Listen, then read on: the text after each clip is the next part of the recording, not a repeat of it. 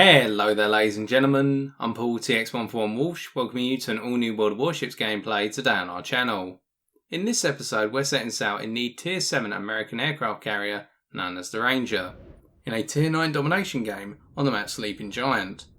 Joined by our good friend Z, the purpose of today's gameplay is for us to articulate our first impressions in sailing out in the Ranger, whereby I found the ship a considerable step up from the preceding Independence.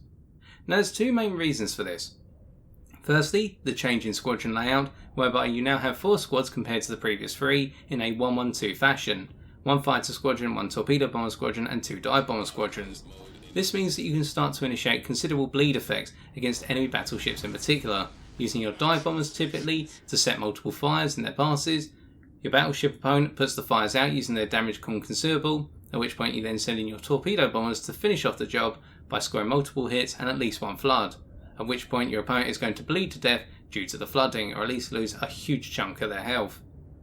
Now on top of this, what I have to consider as well is the fact that the concealment of this ship is miles away from that of the Independence, whereby you could push really far forward in the Independence with its sub 10 km concealment, particularly with Concealment Expert as a captain skill. But in the case of the Ranger, your detectability by sea, as we're seeing here, is 13.8 km and by air it's 13.3 km. Now in return, this means that I've had to change my playstyle, whereby I've gone from being a little bit more independent, let's say, of my team, to being much more fleet orientated, and you're going to see that over the course of this game, and we'll talk about it from here on in. Now to start with, I'm aware of the fact that I'm going to be vulnerable to being spotted from the middle of the map, so I'm having to pull back to the back row of the map, i.e. on the alpha line of the minimap. But in return, what I have noticed is that the majority of my teammates are going towards Objective Charlie, and I want to sit behind them. Now the reason for this is because if the main force is going this way and the enemy team tries to push through said force, they're going to have a much harder time pushing through a bigger wall of resistance compared to if they went towards Alpha. And in return, if I went towards Alpha, I'd be doing my team a disservice by increasing the distance my plane had to travel to get to the front line, or the developing front line at Charlie and Bravo. And on top of that, I'm more exposed to being spotted by enemy destroyers that can just go all the way around to the western side of the map. Now with this fleet orientation, what I've decided to do with my fighters is get them up as quickly as possible and move them into a position between Bravo and Charlie, so that way I can push away the enemy fighters, and in return spot out these objectives and let my teammates know what ships are trying to push them. Particularly with Charlie, we've got an enemy destroyer hidden in there, and we're going to spot it's the enemy Ognivoy. And in return, with the enemy fighters now coming on rather strong, and we should note that we've realised that the enemy Ranger appears to be stock with their Tier 6 fighter squadron compared to our Tier 7 fighters, we're able to dodge the incoming strafe and lock the enemy fighters up over our teammates. And in return, this means that we can do considerable damage for our DPS, coming at 62 on our fighters, and on top of that the AA guns of our friendly fleet go to work. The only mistake I have made is that I've locked up the fighters over our friendly Fletcher, who's in a decent position not to take too much damage, but I've actually hindered them in the fact they had to go to smoke to avoid being focused by the enemy team. So apologies for that, I need to learn to play a little bit better there. But now with the enemy fighter squadron gone so rapidly, I'm starting to move my bombers down towards Bravo and looking for an enemy ship that's out of position. Because this is a tier 9 game, I don't want to focus on higher tier ships because they've got considerably good AA. So instead I'm focusing on one of the weaker AA ships technically that's available at the moment, that being the Scharnhorst that's moved out of position relative to say the Pensacola, the Lion and the Izumo on the enemy team. And because it's isolated and only got the cover of a friendly Yagumo, who doesn't have too much AA for my bombers to deal with, and they're quite durable, they're able to take some hits to get their way into the AA screens of enemy battleships, it means I can send my 2 dive bombers in firstly, screwing up the manual drop on the first squadron, but making the second drop count as we score a single fire.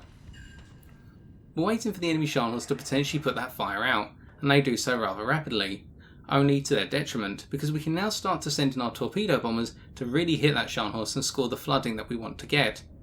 We've seen that the fire has gone out and now we're coming in, also maximising on the opportunity that the Scharnhorst is right up against an island off to their port side from their perspective, meaning that we can get a lot of torpedo hits in as they turn in towards the landmass and potentially beach, and we'll go for that flooding by trying to hit outside of the torpedo belt. Now at the same time, I'm focusing too much on what my bombers are doing right now, because if I'd moved my fighters over, I would have been able to take down some bombers as they made their way into our friendly ships. But we're trying to correct for that now by going in against the rearmost dive bomber squadron and harass them so they miss their target, causing their drop to spread, and their target is the Fletcher on our team. Now moving my fighters in at this point and bringing all of our bombers back, we're now going to reset effectively and continue to assess the situation, keeping an eye on what's going on. In the meantime, try and provide the spotting for our team that they need over Charlie. as the rearmost dive bomber squadron of the enemy team falls, and our fighters are now down to approximately half ammunition, and we've only lost one fighter so far.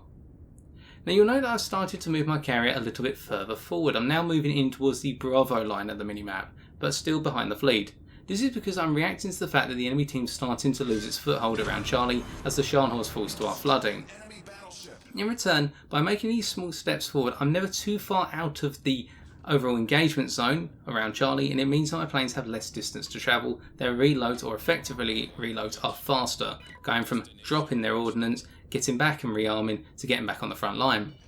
I'm waiting to see what the enemy fighters are doing. They seem to be coming in strong here, and I made the mistake of strafing too early, which means that the enemy fighters can dodge. And as they're making their way away from the strafe, I spot the torpedoes from the enemy Ognavoy, which is always good, and I dodge the return strafe of the enemy fighters, seeing it coming just in time. But rather than trying to go and charge after those fighters, because I'll be baited onto potentially a cruiser such as the Mogami, who may have defensive AA, maybe not, but we can't take the risk, instead I'm just going to situate myself right towards the front of the fleet once again. Because we're providing a spotting on the enemy Pensacola, but on top of that it also means that if the enemy fighters want to come on, they'll have to go through the AA of my teammates. And because our fighters are slightly faster, it means that we can get in place to lock the enemy fighters up and engage them with the support of the AA of our friend Yakizuki and our Fletcher once more, who this time are in better positions not to be compromised by the fact that we're locking up the enemy fighters near them and therefore spotting our friendly destroyers for the enemy team effectively. But in return we can see that unfortunately our friendly Edinburgh is a little bit outside of our fleet's overall AA radius, and therefore they're going to have to sail alone against the incoming bombers. I go to send my fighters over, what with their one bar of ammunition remaining, but the torpedo bombers have already made their way in, and I decide at this point if I'm going to be effective for the entire team rather than just one player, I need to send my fighters home. I can send my fighters over towards the Edinburgh just to provide that potential threat of, yes, my fighters are here, they've got ammunition, but it's not going to last too long if the enemy bombers come on full mass, or alternatively more fighters make their way over. So I decide, you know what, we need to reload the fighters, get them ready for the battles to come, not the battle that can be fought just now. And instead, noting that the enemy Izumo has sailed out of position with the rest of its fleet, it's moved away from its friendly line and its friendly turpits, we now go in with our dive bombers once again, rinse and repeating the actions that we used when we went up against the Scharnhorst. And we can see here the Izumo has quite considerable AA by the looks of things, whereby it's doing some damage to our dive bombers, but our torpedo bombers are going to bear the brunt a little bit later. We make one manual drop, it only scores one bomb hit, and we go in with a second manual drop, and we score 4 bomb hits and a single fire, and we're hoping that's going to go out. But then what we realise is if the Izumo doesn't want to get ripped apart, they're going to have to turn away from our teammates, and they have put the fire out as well. So it's a double stroke here, because if we get the flooding, they'll bleed to death, but with the amount of health that Izumo's got left, we may be able to help finish them off. But as our torpedo bombers make their way in, we can see we're losing a considerable number of them. We're already down to 3 from a squadron of 6, and 3 of them get their torpedoes off, but unfortunately we're going to lose that entire squadron in return. But the payoff is that we pick up another kill as we pick off the bow of the Izumo with a second torpedo, and there we go.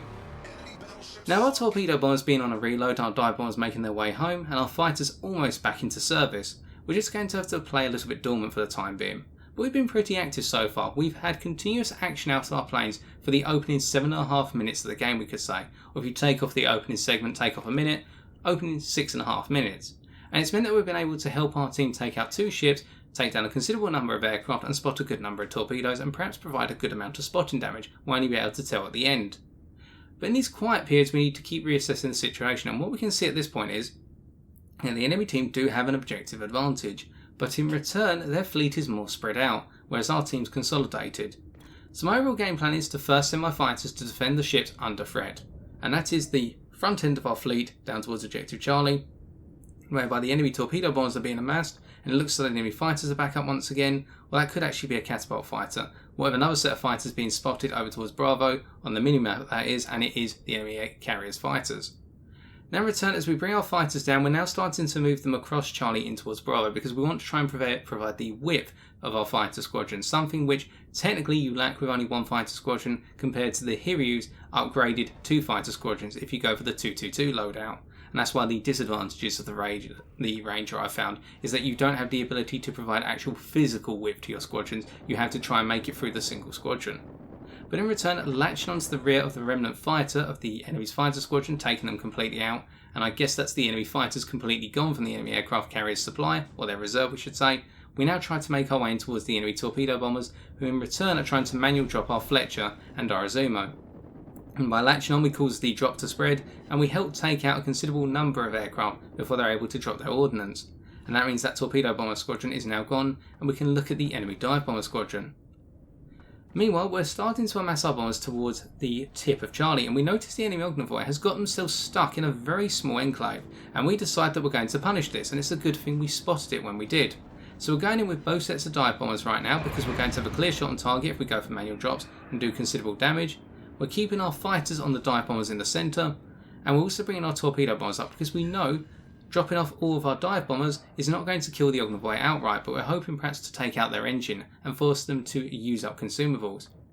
The Ognavoy goes to its smoke, but we know they're still stuck in there and they're not going to be getting out anytime soon, so we go for the manual drop through their smoke. Judging it just right so that way our torpedoes are able to arm before they hit the target, and that means the Ognavoy is toast.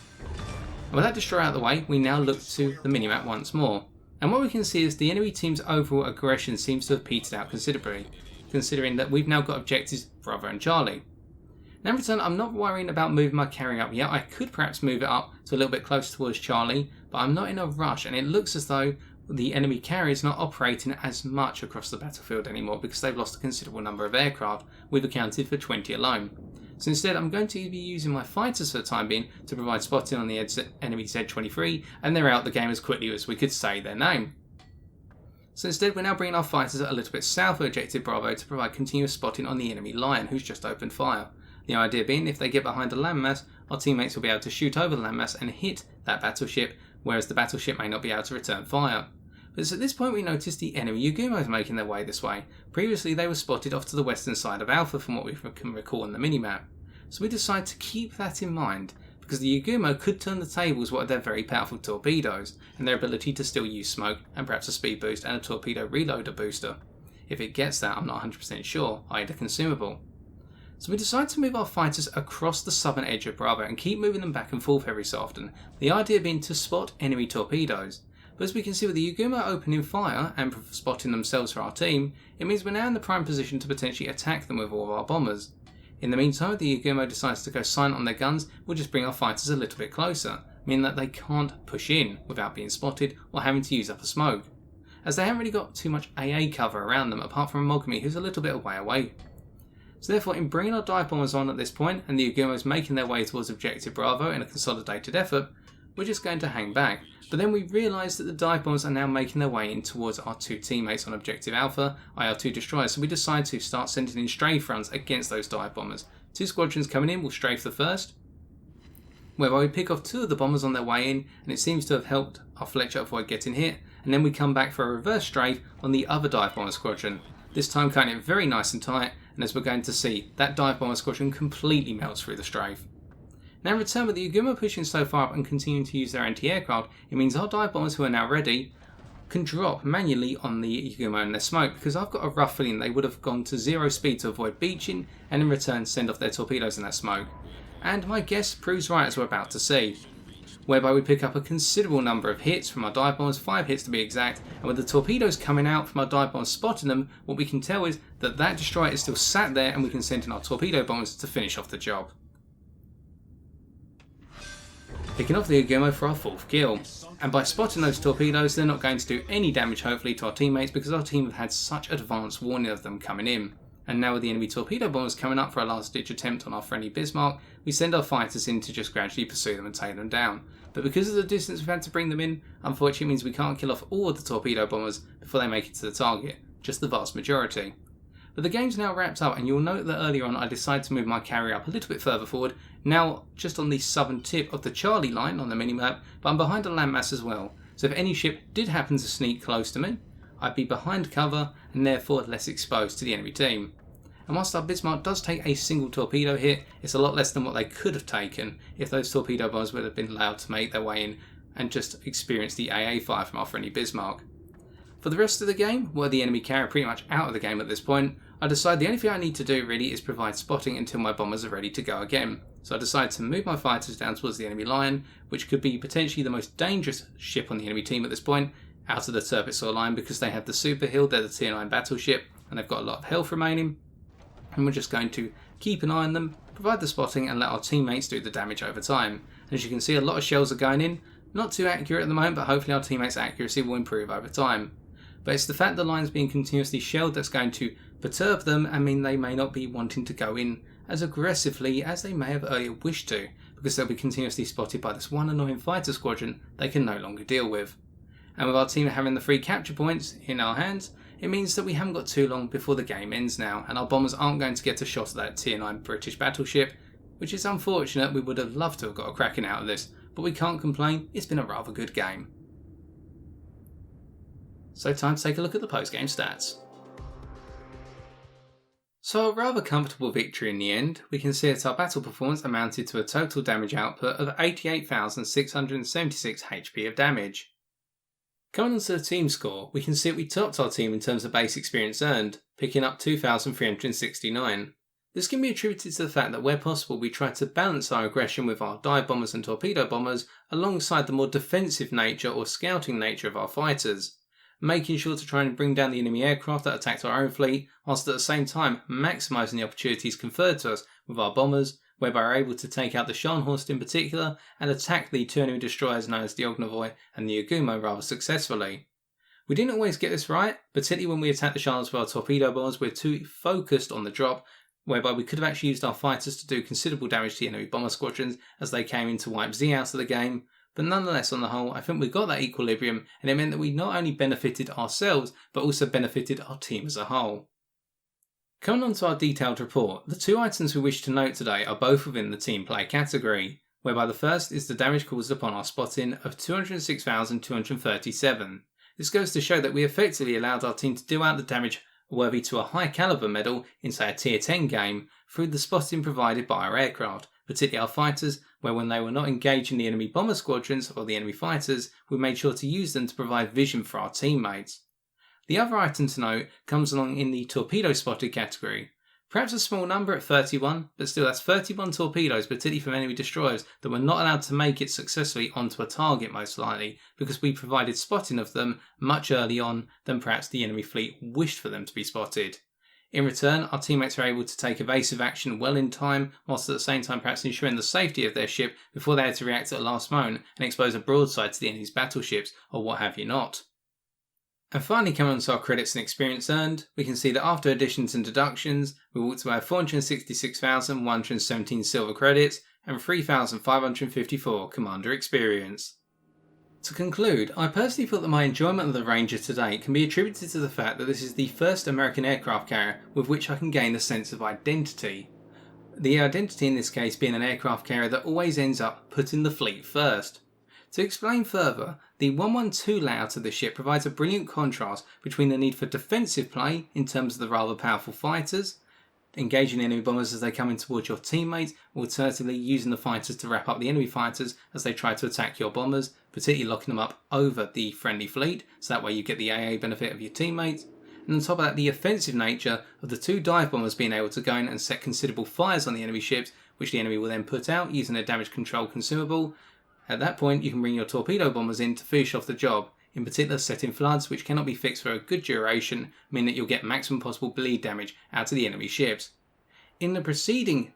American aircraft carriers, such as the Independence all the way down to the Langley, this was not the case, and it was rather difficult to achieve that equilibrium, because you could focus very heavily on using your fighters, and we saw that when we featured the Bogue a little while ago, link in the top right corner of your screen as displayed now. But if you wanted to get the most out of your bombers, it was typically a case that you really had to rely on the enemy's damage control consumables already being used up for a good amount of time, alternatively getting that one perfect strike out of your torpedo bombers to set multiple floods, or out of your dive bombers to set multiple fires, and then coming in with the other squadron later on. But here that's not the case, and if anything it's really proven to be an enjoyable aircraft carrier, and I'll be sure to invest more time in the Ranger and bring you more gameplays of it in the near future. But with that, I've been TX141, and if you have enjoyed this video, why not leave a like, comment or subscribe for future World of Warships videos on my channel. And as always, if you're looking to get into World of Warships but haven't yet done so, feel free to use the link in the description of this video to sign up for free today, as I'm sure you'll enjoy it as much as I do, if not even more. But until next time, ladies and gentlemen, take care and fair seas.